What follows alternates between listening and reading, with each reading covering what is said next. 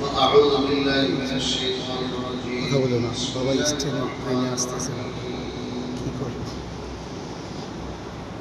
يا أيها المزمل قم الليل إلا قليلا نصفه أو انقص منه قليلا أو زد عليه ورتل القرآن ترتيلا.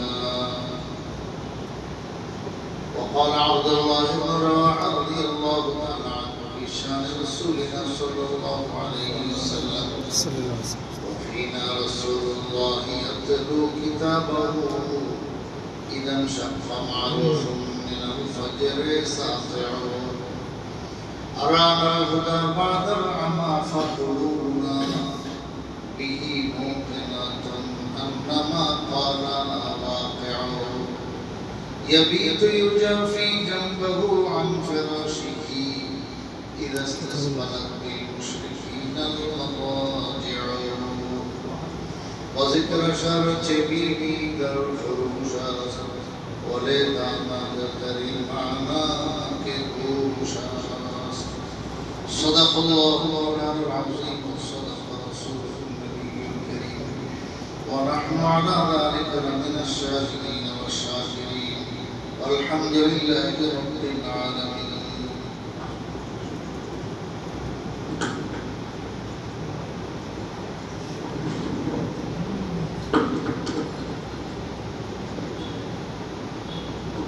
معزز محترم মুসল্লিয়ান কিরাম, আল্লাহর ঘর মসজিদে আমরা বসছি, যতক্ষণ বসবো ততক্ষণ ফেরেশতাগণ আমাদের জন্য সওয়াব লিখতেই থাকে। সুবহানাল্লাহ, সুবহানাল্লাহ। একটাই শুধু বলা হয়েছে মালাম ইউহাদিস, যতক্ষণ সে পাউজ থাকবে এতক্ষণ ফেরেশতারা তার জন্য আমলনামা খালি নেকি লিখতে থাকে। সুবহানাল্লাহ। এটা হলো যে অবসর বসে, এখন কি আমরা অবসর আছি? আমরা কেউ বলতেছি কেউ শুনতেছি, এটা তো দ্বীনি মজলিস, আল্লাহর কথা রাসূলের কথা সাল্লাল্লাহু আলাইহি ওয়াসাল্লাম। আমরা মুযাক্কারা আলোচনা করতেছি, শুনতেছি, বলতেছি। তাইলে এটা আরেকটা গুরুত্বপূর্ণ মজলিস। এরকম মজলিস মসজিদে বসে তো আরো দামি হয়। এই জন্য আমরা লসে নাই, বহুত লাভে আছি। নামাজ পড়েছি এশার নামাজ, হুজুর সাল্লাল্লাহু আলাইহি ওয়াসাল্লাম এশার নামাজের মধ্যে যে শেষের 3 রাকাত আমরা যেটাকে বিতর বলি, হাদিসের ভাষা বিতর বলা, সালাতুল বিতর বেজর, তো 3 রাকাত এই বেজর নামাজ পড়ে পড়ি। এটা রাসূল সাল্লাল্লাহু আলাইহি ওয়াসাল্লাম এশার নামাজের পর পড়তেন, শেষ রাতেও পড়তেন, মধ্যরাত্র। এটা 3 রকম, এশার লগে অথবা শেষ রাতে অথবা মাঝামাঝি, 3 রকম আছে। তবে হুজুর সাল্লাল্লাহু আলাইহি ওয়াসাল্লাম যেটা সর্বশেষ আমল, যেটা গিয়া সর্বশেষ ঠেকলো, সেটা হলো সব সময় শেষ রাতে পড়তে। আমাদের মতো দুর্বলদের কি বলছে আবু হুরায়রা রাদিয়াল্লাহু বেশি লাভের আছে চালান দোয়া না মোটামুটি ব্যালেন্স আছে, মোটামুটি আবু হুরায়রা রাদিয়াল্লাহু তাআলা সবচেয়ে বড়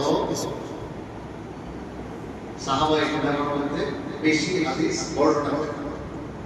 এত বড়, এত বেশি হাদিস বর্ণনা করে আরেকজন নাই। ওনার চাইতে এই কোরআন ও সুন্নাহর জ্ঞান অনেক বেশি ছিল অসংখ্য সাহাবায়ে। কিন্তু আল্লাহ তাআলা একজনকে কাজে লাগান, বাগানের ফুল যেরকম সবাই করবেন না, দেখতে নিজের বিভিন্ন গ্রাম বিভিন্ন সাহাবায়ে কেরামকে আল্লাহ তাআলা এক একজনকে এক এক কাজে লাগায় রাখছেন। আবু বকর সিদ্দিক রাদিয়াল্লাহু তাআলা যে কাজ হয়েছিল, ওমরের দ্বারাই তো হয়তো কি করবে।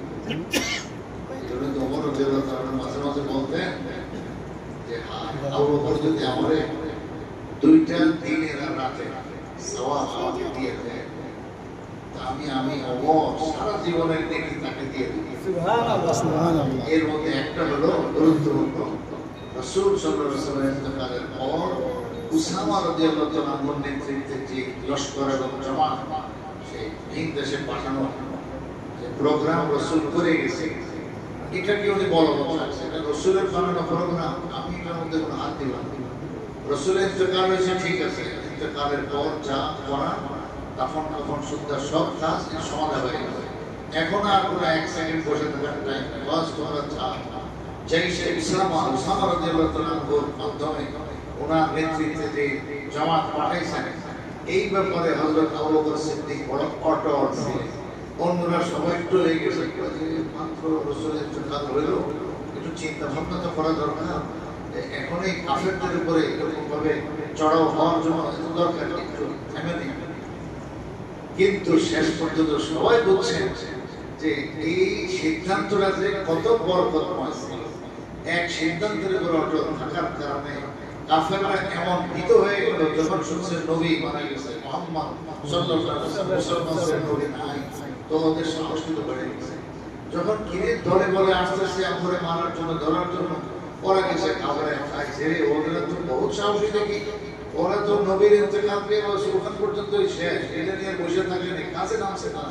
কাজেই এরা এমন ভীত হয়ে গেছে, চতুর্দিকে কাফেররা একদম পুরা ডরে ভয়ে লড়ে ছড়ে বসছে না। এমন কাজ হয়েছে বিনা ঘোষণা বিনা যুদ্ধে আল্লাহ তাআলা সর্বাধিক থেকে কামিয়ে বিধান করেছেন। এই জন্য হযরত ওমর বিন খাত্তাব রাদিয়াল্লাহু আনহু বলেন, ওই একদিনকার সিদ্ধান্ত যে হযরত আবু বকর সিদ্দিক বড় অটল ছিলেন, যদি আমাকে ওই দিনকার সওয়াবটা আবু বকর সিদ্দিক দিয়ে দেয়, ওই একদিনকার সওয়াব আমি ওমর সারা জীবনের সওয়াব তাকে দিয়ে দেব। আমার বলা আল্লাহ পাকের উদ্দেশ্য না, উদ্দেশ্য হলো যে সাহাবায়ে কেরামকে আল্লাহ তাআলা এক একজনকে এক এক লাইনে আল্লাহ তাআলা কাজ দিয়েছেন। আবু হুরায়রা রাদিয়াল্লাহু তাআলা আনহুকে আল্লাহ তাআলা এই কাজটার সুযোগ দিয়েছেন। আল্লাহ রাসূলের বাণী সমস্ত যা জানতেন সব মানুষের কানে কানে খালি পৌঁছায় দিয়েছেন, এবং উনি সেই পরিবেশটাও হয়ে গেছে। তো সেই আবু হুরায়রা এত বড় মানুষ, তাকে বলতেছেন আবু হুরায়রা খবরদার বেতেরের নামাজ আদায় করা ব্যতীত ঘুমাইতে যাইও না, কারণ শেষ রাতের জন্য তুমি রেখে দিলে তুমি ইলম প্রিয় মানুষ, শেষে তোমার এই নামাজ ছুটে যাবে। মানে হলো বেশি সওয়াবের আশা, শেষ রাতে পড়বে সওয়াবের আশা, পরে তোমার নামাজটা ছুটে যাবে, কাজা হবে, তো লাভের চেয়ে লস বেশি হবে। এই জন্য তুমি টাইম মতো আদায় করে। আমাদেরকে আসলে শিক্ষা দিতে যে যারা দুর্বল, আমরা কে তাহাজ্জুদ সবসময় পড়তে পারি, একদিন পড়লে পুরো সপ্তাহ খবর থাকে না। তো আমাদের তো অবস্থায় একদিন পড়তে পারি, একদিন পারি না। তো আমরা এই জন্য বেতরের নামাজ এটা ওই এসার পরে আবার পড়ে নিই, বাকি রাখি না।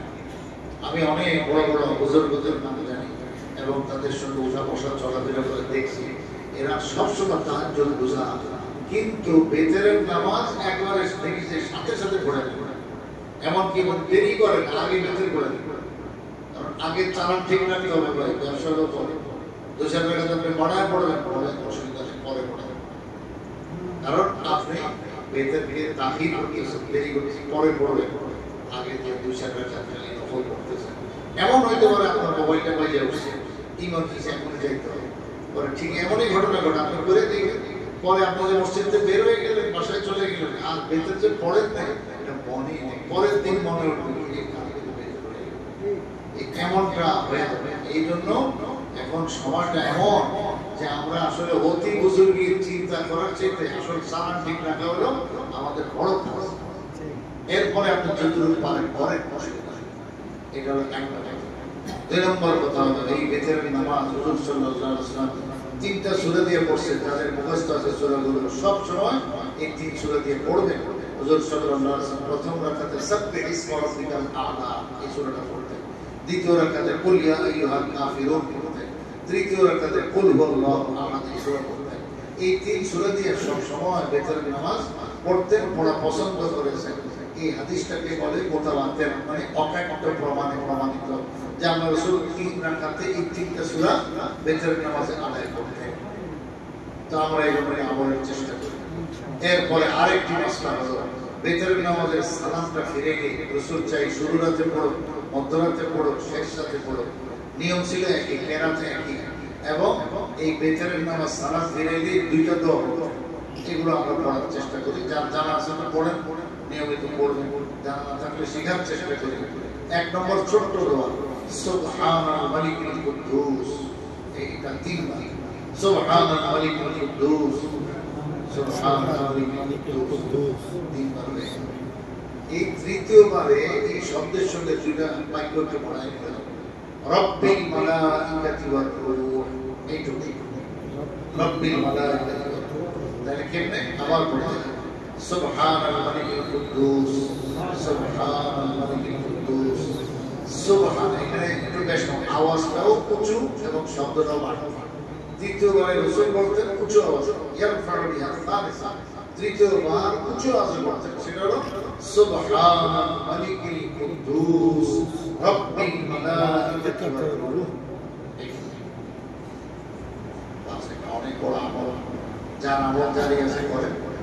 সঙ্গে আরেকটু কথা বলে দিই, ইমাম নববী রাহমাতুল্লাহ আলাইহি কিতাবুল আযকার লিখেছেন, এক সাহাবী এসে হুজুর সাল্লাল্লাহু আলাইহি ওয়াসাল্লামের কাছে নির্জনতা এবং মনে বেচৈনি লাগে এই অভিযোগ করলেন, হুজুর পাশাপাশি থাকতে পারি না, কারণ হয়তো বিবি বাড়িতে গেছে, মা বাবা নাই, তারপরে ভাই বোনেরা কেউ একা এক বাসা, এমন দিন আমাদেরও মাঝে মাঝে আসে। একা ঘরে মন টিকে না, ভালো লাগে। হুজুর সাল্লাল্লাহু আলাইহি ওয়াসাল্লাম শিখাইলেন, তুমি এই দোয়াটা বেশি বেশি করো, তাইলে দেখো তোমার মনের মধ্যে যে ফাটা আসছে, এই ফাটা চলে যাবে, মনের মধ্যে একা একই জোয়ার আসবে। অর্থাৎ তুমি যেন অনেক মানুষকে একসাথে বসে আসবে, এরকম লাগবে, মনটা ফুর্তি লাগবে, মনে ফুর্তি আসবে। কি দোয়াটা? এই দোয়াটা, এই যে বেতের নামাজ শেষ করে যে দোয়া করতে, সুবহানাল মালিকুল কুদ্দুস রব্বিল মালাইকাতি ওয়ার রূহ, একটু বাড়তি আছে, জাল্লাতাস সামাওয়াতি ওয়াল আরদু বিল ইজ্জাতি ওয়াল জাবারুত। বসে একটু যোগ করবেন, শুধু জাল্লাতাস সামাওয়াতি ওয়াল আরদু বিল ইজ্জাতি ওয়াল জাবারুত। এগুলো উলামায়ে কেরাম থেকে শিখেন, কিতাবুল আযকার ইমাম কিতাব সেখানে আছে। বাস ওই সাহাবী এটা আমল করার সাথে সাথে তার মনের অবস্থা পরিবর্তন হয়ে গেছে। এক লোক, আমার অনেক ঘটনা আছে আমার জীবনে, আমি নিজেই অনুভূতি করি। তো এবং জনসাধারণের সাথে আপনাদের মধ্যে, আপনাদের ইমাম সাহেবের সাথে আপনাদের যে সম্পর্ক, আমারও সম্পর্ক আছে। তো কত মানুষ কত রকমের হারাত শোনা, এক আল্লাহর বান্দা 2 বছর ঘুমাইতে পারে, তার কিছু পারিবারিক সমস্যা, টেনশন ইত্যাদি আছে। তা আমার কাছে ভায়া ধরে একজনের মাধ্যমে আসছে, পরে আমি বললাম যে ঠিক আছে, আপনি আমার সঙ্গে এই দোয়াটা মস্ত করেন, এই দোয়াটা খুব মস্ত করেন, যে আপনি পড়বেন আরো কিছু দোয়া শিখেছেন। পরে কি হয়েছে, ওই আল্লাহর বান্দা পরের জুমাতে আমার মসজিদে, জুমার মসজিদ রায়শাহ বাজার বাইতুল ইসলাম জামে মসজিদ, ওখানে গিয়ে হাজির। আমাদের পরে হুজুর জীবনে প্রথম এই 1 সপ্তাহ মানে এমন ঘুমাইলাম যে আমি কোনো সময় ট্যাবলেট পড়ে গেলে ঘুমাইতে পারি। আমি তো ভাই না, আমার কোনো কিছু নেই, আল্লাহ পাকের কালামের বরকত, দোয়ার বরকত, রাসূল আকরাম সাল্লাল্লাহু আলাইহি ওয়াসাল্লামের সেই শেখানো কালিমাতগুলোর, দোয়াগুলোর বরকত। তো মাশাআল্লাহ খুব আরাম পাইছে সে আমাকে শুনে। তো আসলে দোয়াগুলোর ভিতরে আল্লাহ তাআলার তাসির আছে। মানুষ অনেক সময় একাকী হলে, নির্জনতার মধ্যে থাকলে শয়তানে পায়, বিভিন্ন রকমের ধোঁকা দেয়। এই দোয়াগুলো আমল করলে ইনশাআল্লাহ যে শয়তান তার কাছে আসবে না, এবং মন খারাপ করে তাকে এরকম ফাসাদের দিকে নেওয়া, খারাপের দিকে নেওয়া, এগুলো হবে না ইনশাআল্লাহ। তো এই এক দোয়া ভিতরের নামাজের পর যেটা শিখেছে, এটা মনের বেচাইনি এবং মনের যে অশান্তি, মনের মধ্যে যে একটা ভাটা সৃষ্টি হয়, ওই সমস্ত টেনশন দূর করার জন্য, ভাটা দূর করার জন্য এই ভিতরের পরের দোয়াটাও কার্যকর। সঙ্গে এটাও বললাম। এরপর আরেকটি মশলা, হুজুর সাল্লাল্লাহু আলাইহি ওয়াসাল্লাম শেষ রাতে যখন তাহাজ্জুদ করতেন, তখন কি বলে, তারা কি বলে, বেতের সালাম ফিরাইতেন, তখন আরেকটি দোয়া, এটাও যার মুখস্থ আছে পড়বেন, আল্লাহ। এই দোয়াটা একটু লম্বা, তো যার মধ্যে আল্লাহুম্মা লা উহসি সানান আলাইক আনতা কামা আসমাইতা আলা নাফসিক, এভাবে আছে। তো দোয়াটা শুরু হলো, স্মরণ করার জন্য যার মনে আছে। আর আমি নিজে একটু করছি, এখন বলতে সময় আমার হঠাৎ সেখান থেকে গেল। তো আল্লাহুম্মা ইন্নী আউযু বিরিদাকা মিন সাখাতিক ওয়া আউযু বিমুআফাতিকা মিন উকুবাতিক ওয়া আউযু বিকা মিনকা লা উহসি সানান আলাইকা আনতা কামা আসমাইতা আলা নাফসিক। এগুলো অনেক আল্লাহর জিকির। এগুলো কোন জায়গায়, কোন সময়, কি মুহূর্তে কি দেওয়া উচিত, এটা আল্লাহ রাসূল হিসেবে ভালো করে জানেন। আল্লাহ তাআলা রাসূলকে শিখিয়ে দিয়েছেন, রাসূল আমাদেরকে শিখিয়ে দিয়েছেন। তো তারা কি বলে এটাকে, বেতের নামাজ শেষ করার পর এই দোয়াটা রাসূল বলতেন। তা আমরাও যখন এই পড়বো, একটু আমিও পড়ে ফেলছি, আপনারা এটা পড়ে ফেলবেন। আল্লাহুম্মা, আমার সঙ্গে একবার অন্তত বলেন, আল্লাহুম্মা ইন্নী আউযু বিকা বিরিদাকা মিন সাখাতিক ওয়া আউযু বিমুআফাতিকা মিন উকুবাতিক ওয়া আউযু বিকা মিনকা লা উহসি সানাআন আলাইকা আনতা কামা আসমাইতা আলা নাফসিক। অনেক আজিব অর্থ আর ব্যাখ্যা করে অনেক লম্বা হয়ে যাবে, এখন বললাম। তো এগুলো এই আমাদের যে বেতের নামাজ পড়ি তার সংক্রান্ত দু চারটি জরুরি। আরেকটা কথা, আমরা প্রত্যেক ওয়াক্ত নামাজ ফরজ নামাজের পরে দোয়া করি, বিশেষ করে একটা দোয়া, রব্বানা আতিনা ফিদ দুনিয়া হাসানাহ ওয়া ফিল আখিরাতি হাসানাহ ওয়া কিনা আযাবান নার। এটা সবাই পড়ে, একা একিও বলি, জামাতের সাথে বলি। কেন এটা হুজুর সাল্লাল্লাহু আলাইহি ওয়াসাল্লাম শিখিয়েছেন। তোয়াফের সময় আপনারা জানেন যে রুকনে ইয়ামানি হইতে হজরে আসওয়াদ পর্যন্ত যে কিনারা, যে কাবা শরীফের সাইড, এই সাইডটাই পার্শ্বটা পার হওয়ার সময় একমাত্র এই দোয়াটা পড়ে। আর অন্য কোনো দোয়া এখানে রাসূল করতেন।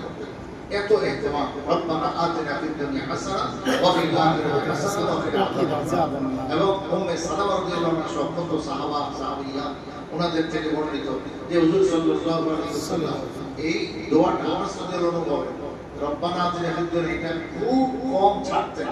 প্রত্যেক নামাজের সময় এটা দোয়া করতেন, হাত উঠাইলে এই দোয়াটা পড়তেন। এত গুরুত্ব, এই গুরুত্বের কারণটা বুঝেন। এবং এই গুরুত্বের কারণে এটা 5 ওয়াক্তের মধ্যে আমরা মুনাজাত করি। আজকে আমার মুখে এটা বের হয়েছে, আমি দোয়া করেছি, খেয়াল করছেন। আমি তো আপনাদের সঙ্গে এসব করে দোয়া করলাম। তো এটার কারণ হলো এই দোয়াটা হলো জামিউত দাওয়া। মানে কিছু দোয়া আছে ছোট আকারে ছোট, কিন্তু তার ব্যাপকতা অনেক বেশি। তো আল্লাহ তাআলার কাছে এখানে ছোট্ট কথায় অনেক ব্যাপক জিনিস তলব করা হয়, চাওয়া হয়। মুফাসসিরিন কিরাম, কোরআনে পাকের তাফসীর কারক ব্যাখ্যাকার, ইনারা খুব সুন্দর এগুলো বুঝায় দিয়েছেন। তাফসীর ইবনে কাসিরের মধ্যে কেউ দেখতে চাইলে দেখতে পারেন যে রব্বানা আতিনা ফিদ দুনিয়া হাসানাহ এর অর্থ কি? যে আল্লাহ তোমার কাছে, সাধারণ অর্থ হলো আল্লাহ হে আমার পাল নেওয়ালা, হে আমার প্রতিপালক, আমরা রব্বানা আতিনা বহু বছর দিয়ে বলছে, আমরা তোমার কাছে চাই ইহকালে হাসানা। হাসানা চাই, হাসানা ভালো, খুবই সৌন্দর্য, অনেক অর্থ আমরা বলতেছি। তো হাসানা চাই, ওয়া ফিল আখিরাতি হাসানা, আখিরাতের হাসানা চাই। আখিরাতের হাসানা মানে হলো সে জান্নাত। ওয়া কিনা আযাবান নার, জাহান্নামের আযাব থেকে আমাদেরকে হেফাজত করে। বাস এইটুকু। এখন হাসানার অর্থ কি? তাফসীর ইবনে কাসিরের মধ্যে বলা হয়েছে মোট 9টা জিনিস। এইটা ভালো করে জ্ঞান করবেন। আজকের এই কথা মজলিস কামিয়াবি যদি আপনারা স্মরণ রাখতে পারেন, নিজে ঘরে যায় একদম পুরো সবার সঙ্গে মুসাফার আলোচনা করবেন যে আমরা যে মুখস্থ খালি বলি রব্বানা আতিনা ফিদ দুনিয়া হাসানাহ, এর অর্থ কি চাইলাম আল্লাহ এইটা বুঝেন। 1 নম্বর হলো ইলমুন নাফি। এখানে চাও আল্লাহ পাকের কাছে উপকারী ইলম। তো আল্লাহ তুমি আমাদেরকে কি দাও? উপকারী ইলম দাও। দেখেন ইলম একটা হলো অপকারী, একটা হলো উপকারী। ইলম দুই রকম, একটা জান্নাতে নিয়ে যায়, আরেকটা ইলম জ্ঞানে থাকে জাহান্নামে নিয়ে যায়। মানুষের জ্ঞান থাকে জাহান্নামে, মানুষকে তার জাহান্নামে নিয়ে যায়। তো এখন এই আল্লাহ পাকের একটা আতিয়া, আসমানি ইলম, উলুমে নবুয়ত কম বেশ সবারই জানা আছে, কিন্তু জানার পাশাপাশি মানা এটা সবার তৌফিক হয় না। ওটাই হলো ইলমে নাফি, উপকারী ইলম, যেটা তাকে জান্নাতের রাস্তা ধরায় ফেলে। উলুল আলবাব বলা হয়েছে, জ্ঞানী লোক কারা? আল্লাযীনা ইয়াযকুরুনাল্লাহ কিয়ামান ওয়া কুউদা, তারা উঠতে বসতে শুনতে সার্বক্ষণিক আল্লাহকে স্মরণে রাখে, এদেরকে বলা হয়েছে উলুল আলবাব। মুফাসসিরিন কেরাম বলছেন যে জ্ঞান ও বিজ্ঞান আল্লাহ পর্যন্ত নিয়ে যায় না, ওই জ্ঞান ও বিজ্ঞান এটা কোনোদিন এই হইতে পারে না, সত্যিকার জ্ঞান হইতে পারে না। এবং ওরকম লোক জ্ঞানী লোক হইতে পারে না।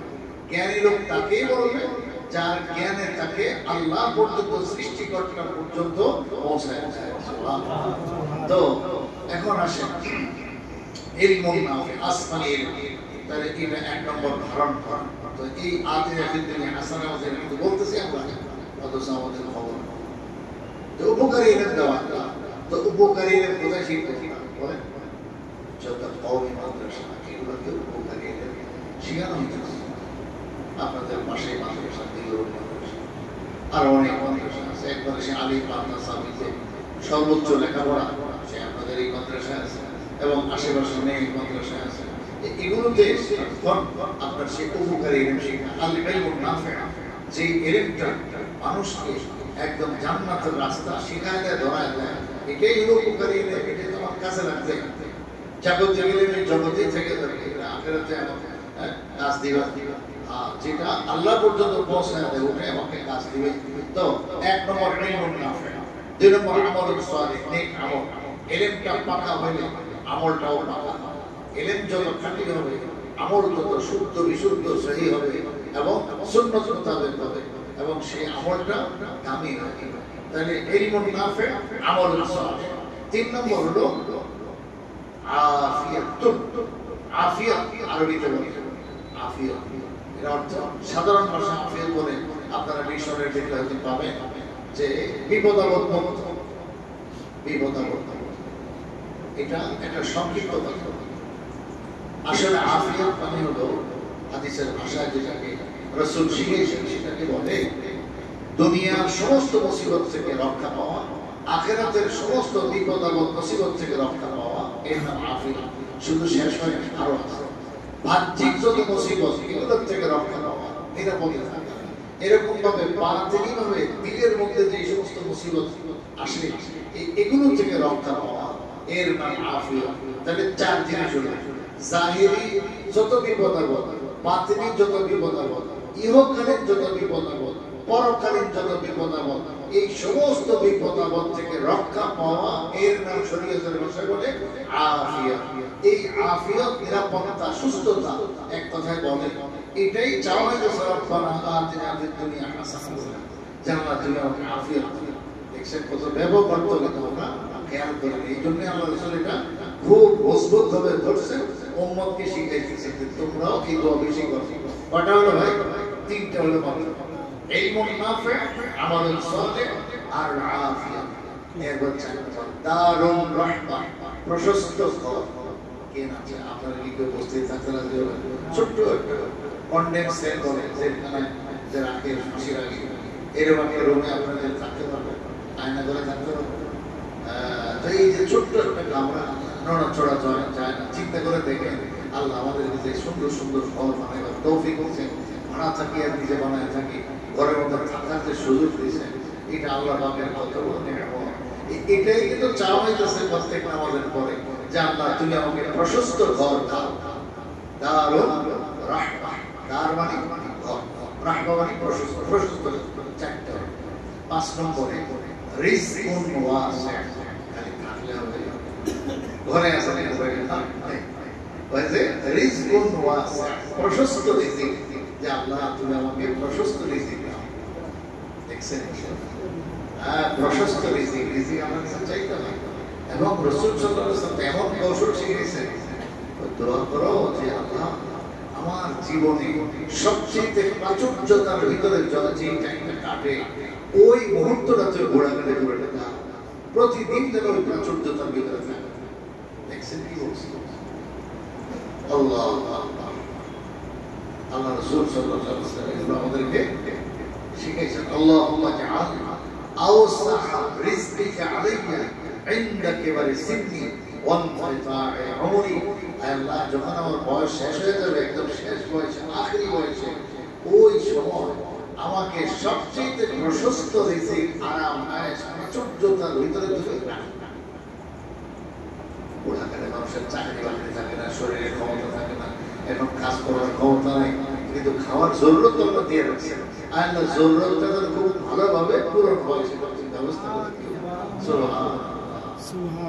আম্মা জান হযরত হাফসা রাদিয়াল্লাহু আনহা, না কি নাম, উম্মে হাবিবা, যিনি হযরত আবু সুফিয়ান রাদিয়াল্লাহু আনহুর মেয়ে আর মুআবিয়া রাদিয়াল্লাহু আনহু আপন।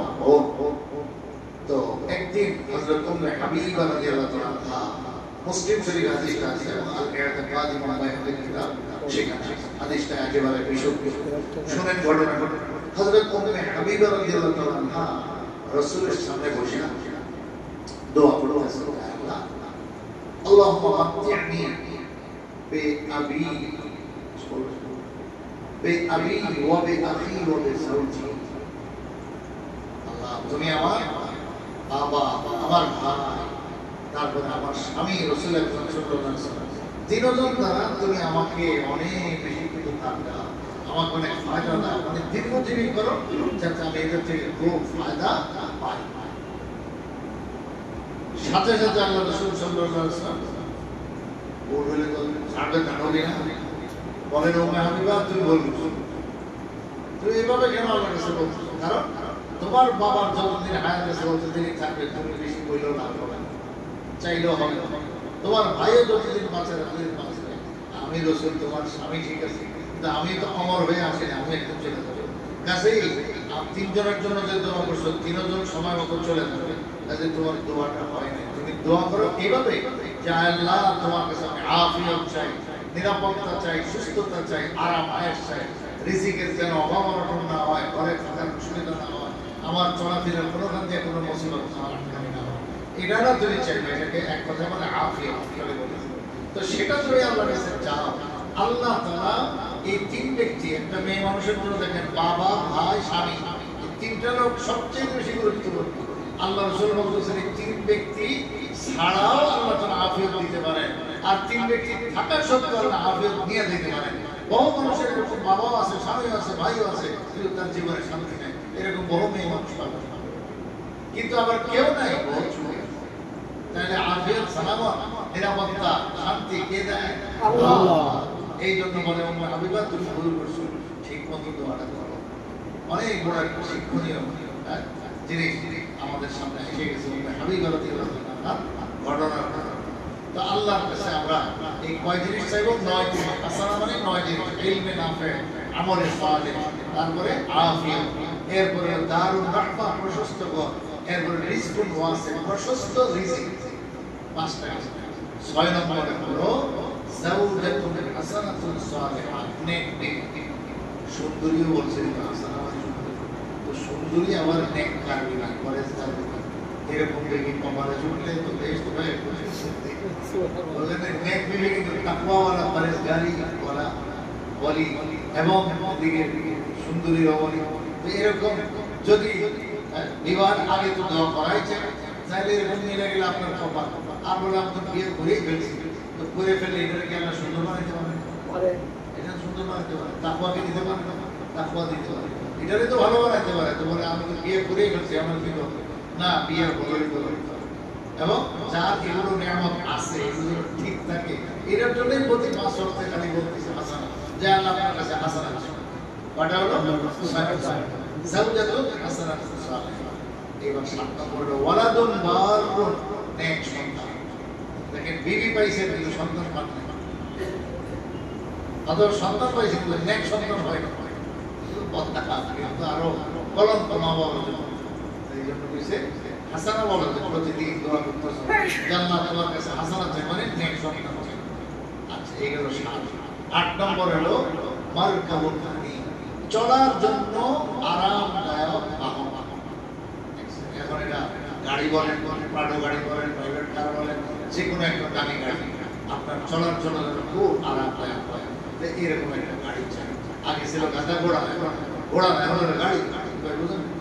এখন এটা আল্লাহর কাছে প্রতিদিন চাওয়া হয়েছে, আল্লাহ তাআলা তাই তো দিতেছেন, আমাদের অজান্তেই আল্লাহ তাআলা দিতেছেন।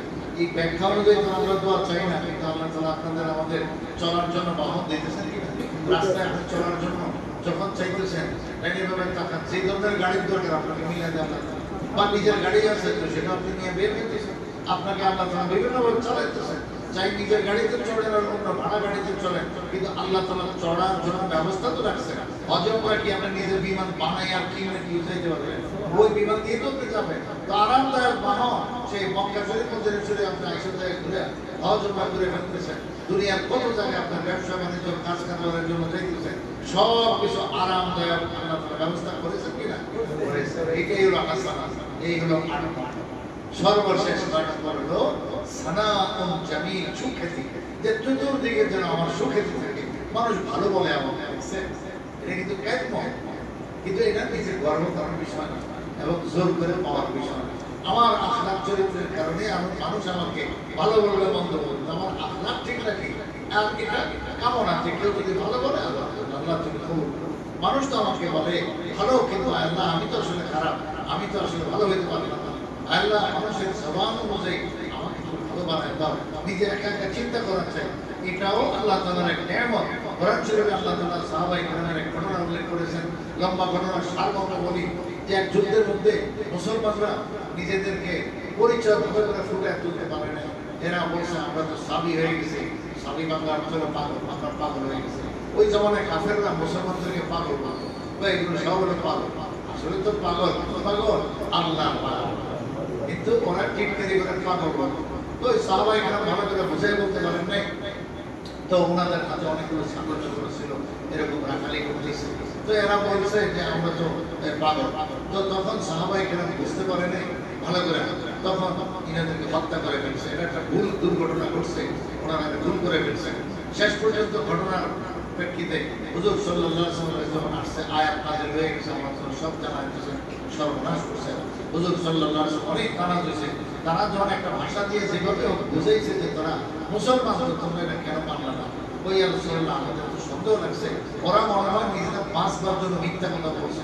তখন আল্লাহ রাসূল আরো নারাজ বলছেন, বাংলার সাথে সাকাত তাকাল কাবুল, তাইলে কেন দিল ভেড়া ছিড়া দেখলো না দিলের ভিতরে, কলবের ভিতরে লা ইলাহা ইল্লাল্লাহ এটা আসলে আছে কিনা, এটা দেখলো না।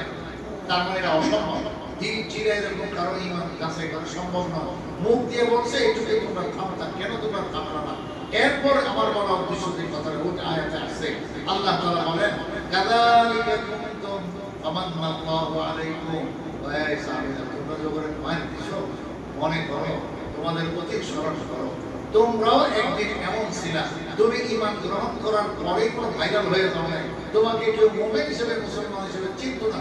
তখন মাত্র আজকে মুসলমান হয়েছে, কালকে যদি কোনো এলাকায় তুমি নতুন এলাকায় তোমাকে সে আগের কাফের হিসাবে কোনো সাহাবী তোমাকে মেরেও দিতে পারে, গুলি মারতো, তীর মারতো, তোমাকে আঘাত করে শেষ করে দিতে পারতো, তো তোমার জীবন তো এইভাবে একদম শেষ হয়ে যেত। তো কাজেই আরেকজনের ব্যাপারটাও তুমি বুঝবো যে সে যখন দাবি করছে আমি মুসলমান, তাকে তুমি ছাড় দিবা, তার সম্মান করতা। এরপরে যে কথাটা যে মান্নাল্লাহু আলাইহি, কি অর্থ? মুফাসসিরিনরা বলেন এর অর্থ হলো আল্লাহ তাআলা তোমার উপর ইহসান করেছেন, দয়া করেছেন। অর্থ কি?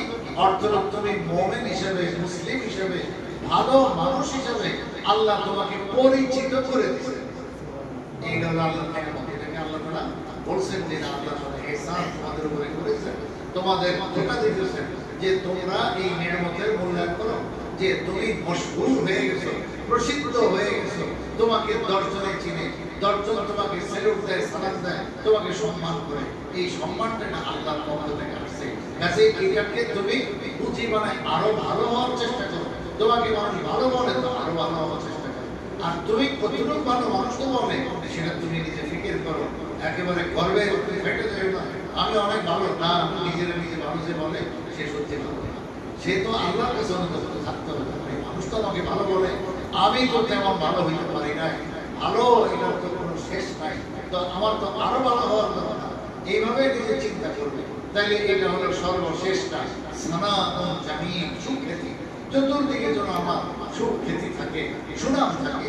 এটা আল্লাহ পাকের কাছে সেখানে বলা হয়েছে যে আল্লাহ তুমি আমাকে হাসানা দান করো দুনিয়াতে। কটা জিনিস হলো? 9টা। এই 9টা জিনিসে আমরা প্রতিদিন আল্লাহ পাকের কাছে আমাদের উপরে চাই। আজকে যখন এটা বুঝে নিয়েছে, ভালো করে মুখস্থ করি, গর্বনাথের সঙ্গে আলোচনা করি, এবং দোয়াটা করার সময় এগুলো খেয়াল করি যে আল্লাহ এই জিনিসগুলো আমার দেয়। বিশেষ করে যেটার অভাব আছে ওটার ব্যাপারে বেশি মনোযোগ দেওয়া চাই। রব্বানা আতিনা ফিদ দুনিয়া হাসানা বললে যে আল্লাহ আমার তো চলার জন্য মনে করে বাহন নাই, সব আছে, চলার বাহন নাই, ব্যবস্থা হয় না, আল্লাহ তুমি আমাকে বাহন ব্যবস্থা করে দাও। তো এটা আমরা এদিকে বেশি লক্ষ্য করে হাসানা বললে অসুবিধা নেই, আল্লাহর কাছে বললে তো আল্লাহ দিবেন। এই গেল একটা পর্ব যেটা আমরা প্রত্যেক বড় সমাজের পর আমরা দোয়াটা পড়ি, এটার ব্যাপারে একটু কথা বললাম। এবার আমি কয়েকটা আয়াত তেলাওয়াত করেছি সূরা মুজাম্মিলের শুরুতে, এবং একটা হাদিস তেলাওয়াত করেছি রাসূল আকরাম সাল্লাল্লাহু আলাইহি ওয়াসাল্লামের আদা সিফাত এবং রাসূলের গুণ কি বলছেন। আমরা এশার নামাজ পড়েছি, হুজুর সাল্লাল্লাহু আলাইহি ওয়াসাল্লাম এশার নামাজের পর সবাই সবাইকে কেউ যেন সজাগ না থাকে, খুব তাকিদ থাকে। এবং এটা এমন বোঝা বুঝছেন সাহাবায়ে কেরাম। হযরত ওমর ইবনে খাত্তাব রাদিয়াল্লাহু তাআলা কথা মুসান্নাফ আব্দুর রাজ্জাক কিতাবে এই বাবুল ইশা আছে, বাবুল সালাতুল ইশা, ইশার নামাজ, এটার ব্যাপারে ওখানে আছে ওমর রাদিয়াল্লাহু তাআলা ইশার নামাজ নিজে মসজিদে পড়ায় এবার এলাকায় এক এক দিকে হঠাৎ করে দেখতে যে এখানে কেউ গল্প গুজব করে, যদি কোনো ঘরে আওয়াজ শুনতে গল্প গুজব চলতেছে, হযরত ওখানে ঢুকেই বাস মানে ব্যাট লাগাইতেন, যে গল্পের আসর জমাইছে তাকে ব্যাট লাগাইতেন এবং বলতেন যে এখন বসে বসে গল্প করে সময় নষ্ট করো, আর এদিকে তাহাজ্জুদও মিস হবে, ফজরের নামাজও কত সময় কাঁচা হয়ে যায় গল্প থাকলে, কেন তোমরা এই সমস্ত অন্যায় করেছো? এজন্য হাদিস হযরত ওমরই বলেন, কিতাবুল আসার ইমাম বুখারী রাহমাতুল্লাহির কিতাব, সেখানে আছে আদিবুল জাদবে আল হাদিস বাদ ইশা, ইশার নামাজের পর গল্প গুজব, দুনিয়ার যে কথা, বিভিন্ন আমিজাবি কাহিনী ইত্যাদি, এগুলো নিয়ে বসে সময় নষ্ট করা, এই সমস্ত গল্প, এটা হলো বনি আদম জাতির মধ্যে যত আয়েব আছে, দোষ আছে, সবচেয়ে বড় দোষ হলো ইশার নামাজের পরে গল্প করে সময় নষ্ট। ভালো দেখো, মন্দ দেখো, কি দেখো, তোমারটা তৈরি আমাদের পর আল্লাহ রাসূল সাল্লাল্লাহু আলাইহি ওয়াসাল্লাম নারাজ হলেন। হযরত ওমর থাকলে ঘরে ঘরে কত পিটান জামা খাইতাম, আল্লাহ ওমর রাদিয়াল্লাহু আনহু শাসন যে শক্ত ছিল, এখন ওগুলো গেছে। এই জন্য আমরা এশা কি করি, আমরা রাসূল চাইতেছেন দেরিতে পড়াতে, কিন্তু আমার বড় মায়া লাগে, আমার এই উম্মতগুলো, এই মানুষগুলো নামাজের অপেক্ষা বসে থাকে, সিমাইতে থাকে, দিনভর কাজ করছে, কাটাকাটি, কত কষ্ট, প্রত্যেকের কম বেশ কিছু পেশা কাজকর্ম আছে। এখন রাত্রে এশার নামাজের পর শুয়ে না গেলে তার কষ্ট। তো আমার মনটা চায় অন্তত রাত্রে 11টা থেকে 10টা 11টা এর আগে এশার নামাজ পড়বো না, এটা রাসূল বলেছেন। না, আল্লাহ সুন্নাতের সময় বললাম, তো 10টার দিকে যদি নাকি এশার নামাজ হইতো, অনেক দেরি বা সাহাবায়ে কেরামের কষ্ট হবে। এখন তো বাতির কারণে আমাদের সব ঘুমাবার ইচ্ছে করলেও তো হয়, আর বাতি সব নিবাদের এই মুহূর্তে আমরা এইখানে থেকে পরিবেশ একটা, এখন পরিবেশ অন্যরকম হয়ে গেছে। রাসূলের যুগে কোনো কারেন্ট বাতি তো আর নাই, তো এখন চেরাগেরা হারিকেনের তেলের আলো কতটুকু আর হয়, তো যার কারণে খালি ঘুম ধরে। তো হুজুর সাল্লাল্লাহু আলাইহি ওয়াসাল্লাম বলেন, উম্মতের কষ্ট হওয়ার আশঙ্কা আমি এশার নামাজ আগে আগে মানে ওয়াক্ত হওয়ার পর বেশি দেরি করি, তাড়াতাড়ি পড়ে ফেলি। ওই জিনিসটা তো আমরা নিছি, কিন্তু উদ্দেশ্য যেটা ছিল ওটা আমরা নষ্ট করে ফেলছি। উদ্দেশ্য কি ছিল? আগে শুয়ে যাবো। এখন আমরা এশা খুব আগে পড়ে একবারে 8টা পড়ি, ঠিক আছে, কিন্তু এরপরে শুই কয়টা? 8টা তো নামাজ পড়লাম, তো এই যে 4 ঘন্টা এখানে পার হয়ে গেল, কিন্তু পুরো আধারা, কিন্তু ঘুমের মেন টাইম। এরপরে সবার কথা আমি কম বেশি, অনেক মানুষ এই মজলিস আছে, আপনারা বুঝতেছেন দিলেন আমার যে আপনারা 2টায় ঘুমাইতে পারেন, 3টা 2টা 3টা 4টা মাথায় ফেলেন। এখন যাই মাত্র পরামর্শ করবেন যে রাত্রে কি খাওয়া যায়, কি আপনাদের প্রোগ্রাম আজকে, তো খানার আয়োজন মাত্র চিন্তা ভাবনা, এখন তো কখন পাক হবে আর কখন খাবে, এটাই চলছে আমাদের নিত্যদিনের অবস্থা, রুটিন।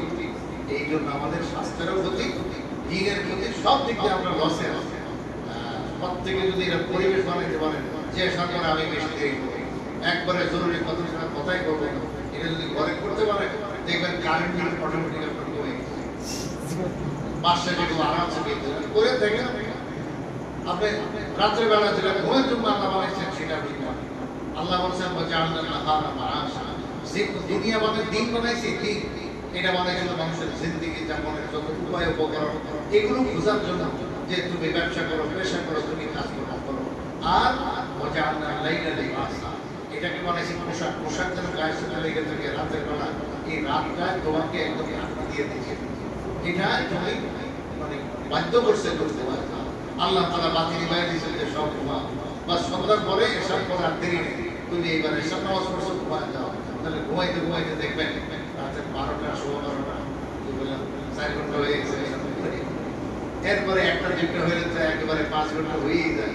তো 5 ঘন্টা ঘুমাই পর একজন মানুষ সুস্থ থাকার জন্য যথেষ্ট হয়ে যায়, বিশেষ করে যখন একটু বয়স হয়েছে 5 ঘন্টা পুরো ঘুমও লাগে না। এরপরে যখন আস্তে একটা চোখ খুলে গেছে, এইবার শেষ রাতে ওই যে রাসূলের কৌশলটা, যে শেষ রাতে চোখ খুলবে, একটু উঠবে, আল্লাহকে ডাকবে, এটাই ছিল মূল উদ্দেশ্য। এই জন্য আল্লাহ রাসূল ইন্তেজামটা চালু করতে চাইছেন এবং রাসূল কামিয়াব। আমরাই দুঃখিত যে আমরা বড় মুস্তাকি বিয়াদি হয়ে গেছে, আমরা এসব নামাজ তো টাইম মতো পড়ি, রাসূল যেভাবে পড়তেন, কিন্তু তারপরেরটার আমাদের কোনো খবর নেই। তা আমরা শুধু শুধু 2টা 3টা বাজায় ফেলি। এই জন্য প্রত্যেকে একটু ফিকির করা দরকার যে আমরা কি করব। হুজুর সাল্লাল্লাহু আলাইহি ওয়াসাল্লাম আগে আগে শুয়ে কি করতেন, রাতে শেষ রাতে উঠতেন, এমনি পুরো রাতে ইবাদত করতেন, সেগুলো আছে। শেষ রাতে বিশেষ করে উঠতেন, যেটা হযরত আব্দুল্লাহ ইবনে রাওয়াহা রাদিয়াল্লাহু তাআলা বলেন, হুজুর সাল্লাল্লাহু আলাইহি ওয়াসাল্লাম শেষ রাতে উঠা একেবারে আল্লাহ পাকের কালাম সুবহ সাদিক পর্যন্ত, সকাল ভোর পর্যন্ত তেলাওয়াত করতেই থাকেন।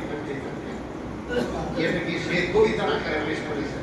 ওয়াফিনা রাসূলুল্লাহ ইয়াতলু কিতাবাহু ইদান শাক্কা মারুফুম মিনাল ফাজরি সাতিউ। আমাদের মাঝে এমন এক আল্লাহর রাসূল বিদ্যমান, যিনি সুবহ সাদিক পর্যন্ত আল্লাহ পাকের কালাম তেলাওয়াত করতেই থাকেন। সুবহানাল্লাহ। দেখেন, নামাজ এটা পরে আসে আর কোরআন আগে আসে। নামাজ কবে আসে আপনারা জানেন? মেরাজের আসে। মেরাজ কবে হয়েছে? মক্কি জিন্দেগির 13 বছরের শেষ দিকে, যখন মক্কা ছেড়ে মদিনায় যাবেন, এর অল্প আগে, কতদিন আগে, 6 মাস আগে নাকি বলেন। তাইলে 12.5 বছর পর্যন্ত নামাজ ছিল না, কিন্তু কোরআন তেলাওয়াত তো প্রথম দিন থেকেই শিখে। আর আল্লাহ তাআলা বলেছেন, কোরআন আপনি তেলাওয়াত করুন, কবিল লাইলা ইল্লা কালিলা, যে আপনি রাতের বেলা অল্প একটু টাইম নালে বাদ রাখেন, একটু আরাম করেন, রেস্ট নেন, বাকি টাইম আপনি আল্লাহ পাকের জন্য দাঁড়ায় থাকেন।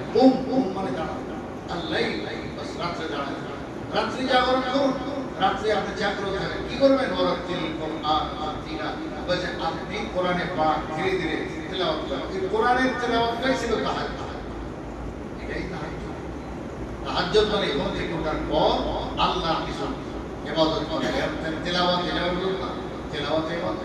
হ্যাঁ, নামাজ আসছে, যুক্ত হয়েছে, এটা হলো সেই মেরাজের রাতের পর থেকে নামাজ আমাদেরকে শিক্ষা দিয়েছেন আল্লাহ তাআলা।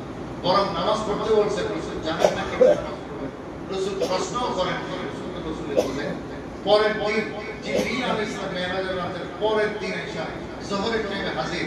হ্যাঁ, সালাম কালাম দিয়ে রাসূলুল্লাহ আপনি ওযু করেন। ওযু করছেন, বলেছে নামাজ পড়া, আমার পিছনে আপনি নামাজ পড়েন। পুরা 2 দিন ইমামতি করছেন জিবরীল আলাইহিস সালাম, 2 দিনে 10 ওয়াক্ত।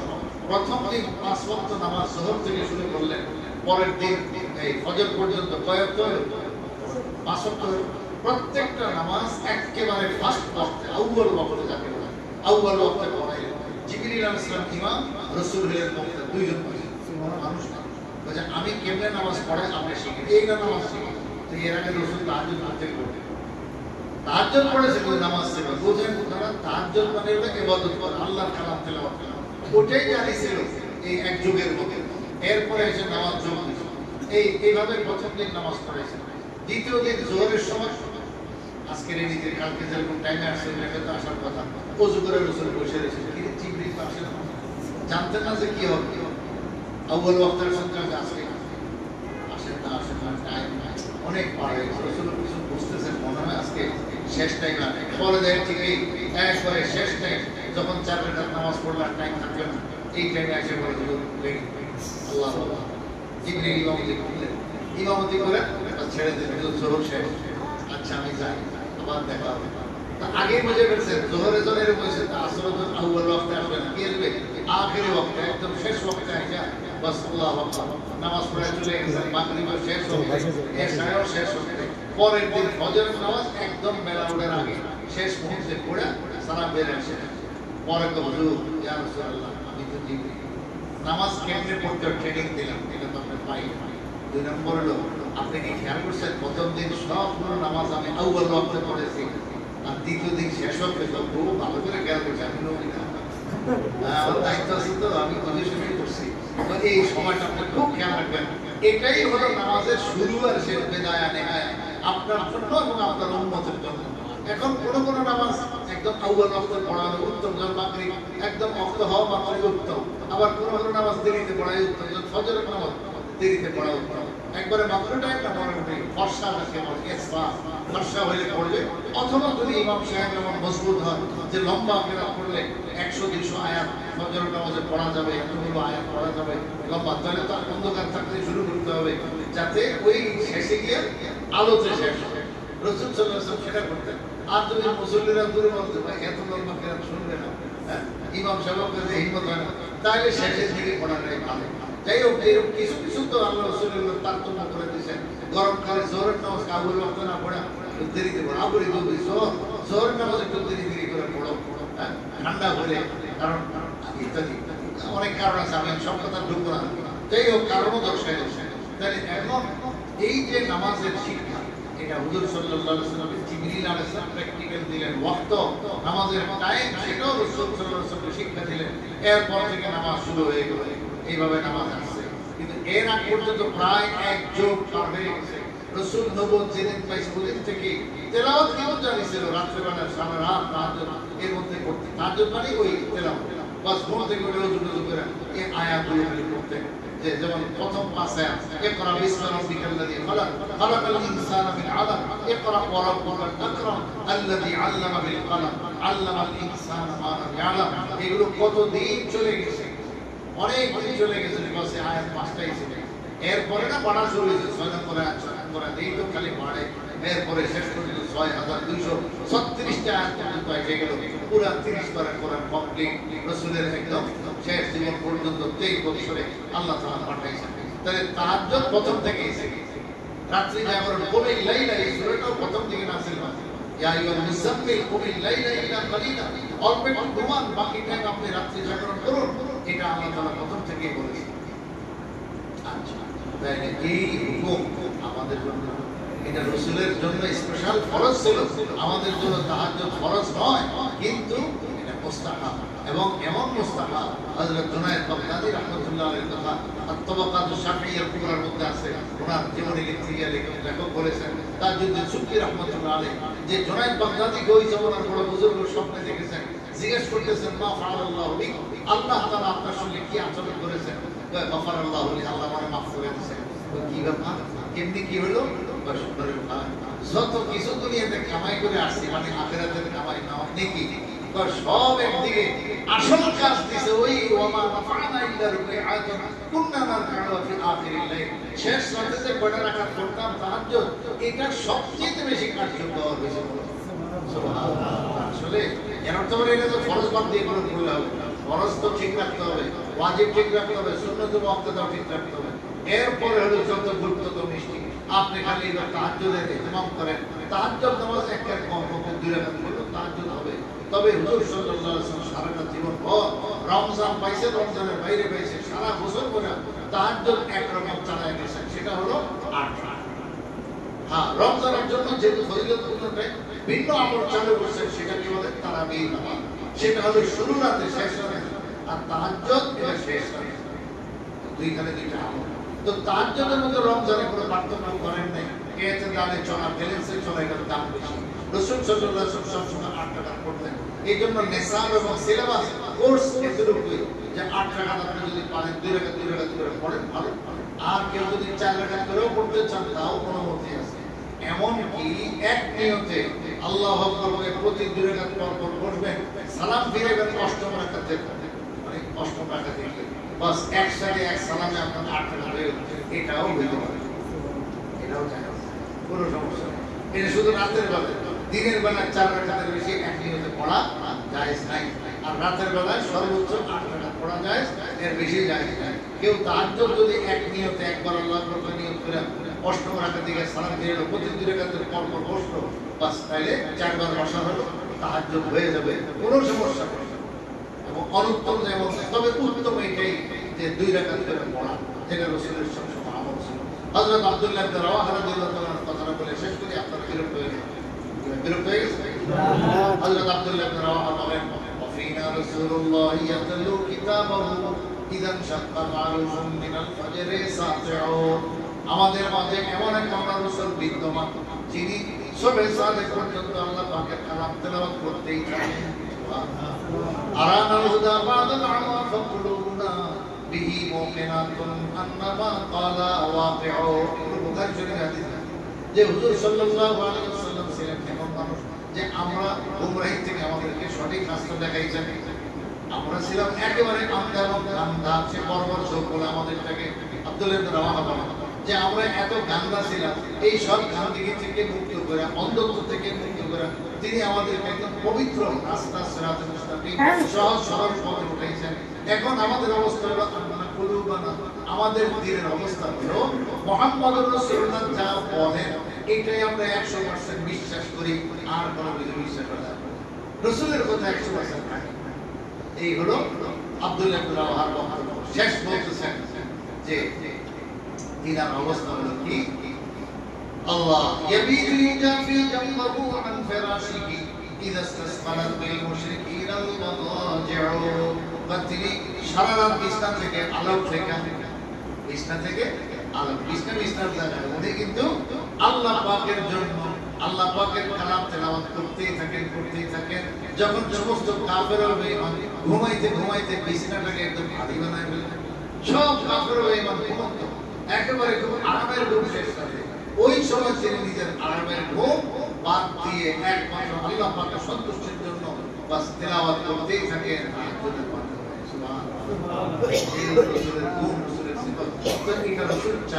আমরা হুজুর সাল্লাল্লাহু আলাইহি ওয়াসাল্লাম বলেন তাহাজ্জুদ হলো শরফুল মুমিন, ঈমানদারের জন্য বহুত বড় ইজ্জত এবং সম্মান। এবং একটা হাদিস বলে শেষ করি, হুজুর সাল্লাল্লাহু আলাইহি ওয়াসাল্লাম বলেন হাশরের ময়দানে আল্লাহ তাআলা ঘোষণা দিবেন যে আইনাল লাযীনা তাতাজাফা জুনুবুহুম আনিল মাদাজি, ওই সমস্ত লোকরা আজকে কোথায় যারা রাতে আরামের ঘুম বাদ দিয়া ইবাদতে মশগুল ছিল, তারা একটু দাঁড়ান। হুজুর সাল্লাল্লাহু আলাইহি ওয়াসাল্লাম ঘোষণার পর এটার আগে আরেকটা ঘোষণা হবে। এখন দেখা যাবে, এখন সবাই দেখবে হাসরবাসী যে কারা আল্লাহ পাকের কাছে সবচেয়ে বড় সম্মান, এটা আগে ঘোষণা দেওয়ার পর অনেকক্ষণ পর বলবেন এই ঘোষণা যে ওই সমস্ত লোক তারা কোথায় যারা রাত্রি জাগরণ করে ইবাদত বন্দেগী করেছে, তাহাজ্জুদ করেছে, তারা আলাপ হইলে তাদেরকে আল্লাহ আচ্ছা রাসূল বলেন ওহম কলিলুন জিদ্দান, তাফসীরে ইবনে কাসীর আছে যে তারা সংখ্যা অনেক কম। আসরের ময়দানে তো সব মানুষ হাজির হতে পারে না, ওই এরা এই তাহাজ্জুদ গুজারের সংখ্যা অনেক। এবার তাদেরকে আল্লাহ কি বলবেন, আপনারা সোজা জান্নাতে চলে যান, আপনাদের কোনো হিসাব কিচ্ছু দেওয়া হবে না। সুবহানাল্লাহ।